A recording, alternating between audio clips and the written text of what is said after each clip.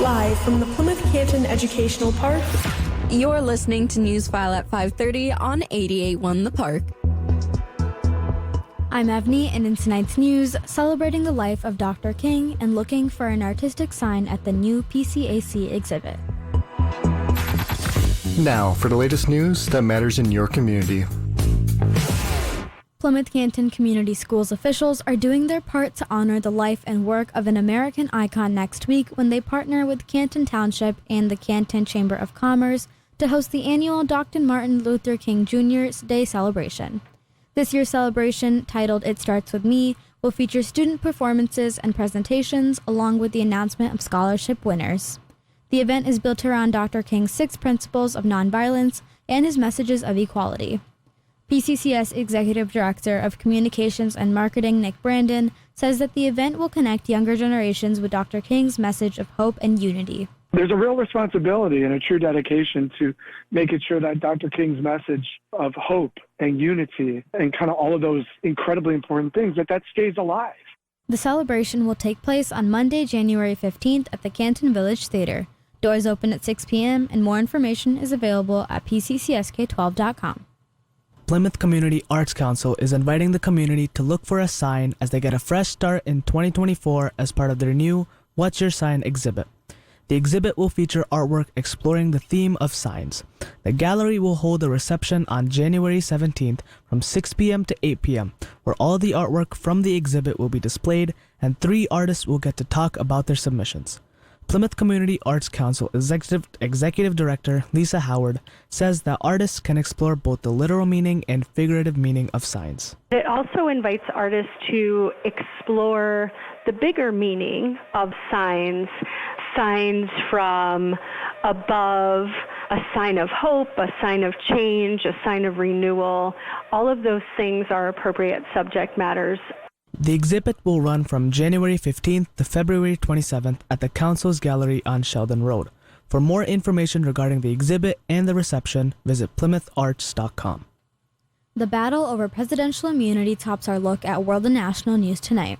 Donald Trump says the president must have full immunity. Trump spoke to reporters after a federal appeals court heard arguments on whether he's immune from charges he illegally tried to overturn the 2020 election.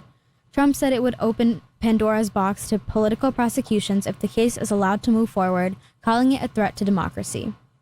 The Pentagon says Defense Secretary Lloyd Austin was admitted to the ICU with complications from a treatment for prostate cancer. Austin was diagnosed with prostate cancer in December and underwent a minimally invasive procedure to treat and cure it. Days later, he was admitted to Walter Reed on January 1st with complications from the procedure, including nausea and severe abdominal pain. U.S. officials are calling accusations of genocide against Israel meritless. Following a meeting with Israeli officials in Tel Aviv, Secretary of State Antony Blinken called the genocide case against Israel a distraction. This comes as the International Court of Justice will hear a case brought by South Africa accusing Israel of committing genocide against Palestinians in its war on Hamas. New maps for several Metro Detroit State House districts are being ordered to be redrawn by the state's redistricting commission by February 2nd, according to a court order. A 3-judge panel made the announcement yesterday for the 7 House seats. No decision has been announced on the 6 state Senate seats that also need to be redrawn, according to the courts.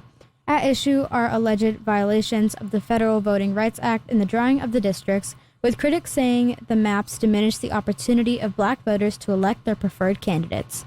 For Newsfile at 5:30, I'm Avni. Your look at campus news is next. The K-pop universe is constantly changing with trendy comebacks and updates from all your favorite idols. On 88.1 The Park's K-Poppin', you can hear the iconic throwbacks that paved the way for the newest songs from every genre. We're your hosts, Anuya, Avni, Akshaya Priya, and Chan, and we're here to keep you in the loop with K-Poppin', the gateway to the extraordinary world of K-pop. Whether you're a longtime fan or just starting your journey, we'll play the hits that have made the industry a worldwide sensation. Join us every week with news updates and artist spotlights on Tuesdays and Wednesdays from 6 to 7 p.m. So tune in, turn it up, and let K-Poppin' show you the beats that are taking over the world. Your place for Plymouth Canton Community Schools updates. It's campus news. In campus news, good luck to 2021 P-CCS graduates Alyssa Asnavorian, Alex Clemens, John Granillo, and Miles Villa, who performed last night with the Michigan Marching Band at the College Football National Championship in Houston, Texas. The 4 PCEP alums used the musical skills they learned at P-CCS to provide the soundtrack for Michigan's national championship. Canton Township's Youth Advisory Council wants input from students ages 11 to 18 who live in Canton or attend Plymouth Canton Community Schools. The students will have an opportunity to shape youth development in our community. More information is available by emailing chelsea.straub@cantonmi.gov. For Campus News, I'm Mihir. Your look at sports is next. Football, baseball, basketball, hockey. It's time for Newsfile at 5:30 Sports. The Michigan Wolverines are the college football playoff national champions. Michigan defeated Washington 34-13 in the championship game at NRG Stadium in Houston. Blake Corum rushed for 134 yards and 2 touchdowns in the victory. Michigan's defense came up with 2 interceptions and held the Huskies to 46 yards on the ground. The Wolverines earned their first national title since 1997. The Lions are gearing up for their first-round playoff opponent. The team squares off against the Rams at Ford Field. Detroit claimed the NFC North title several weeks ago and earned the 3rd seed after beating the Vikings on Sunday. Rookie tight end Sam Laporta has an outside shot of playing after suffering a knee injury during the win. The Pistons hit the hardwood again tonight. The team tips off against the Kings at Little Caesars Arena. Detroit is coming off a big loss to the Nuggets where Jalen Duren led the team with 20 points.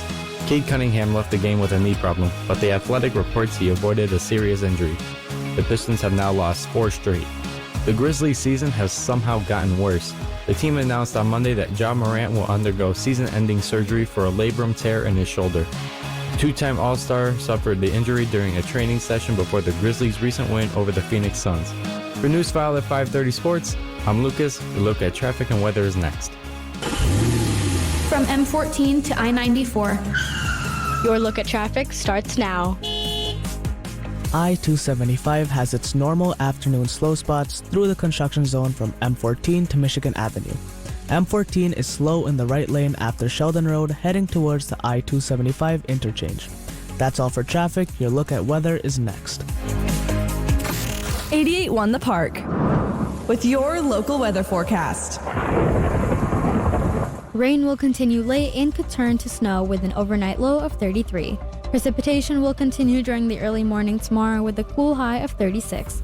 Right now in Plymouth Canton, it's 42 degrees under rainy skies. On your source for the best local news, 88.1 The Park. For Lucas and Mihir, I'm Evnie on Newsfile at 5:30. Stick around, Moments with Mara is next, followed by K-Poppin' at 6 and an 88.1 takeover by the Plymouth District Library at 7.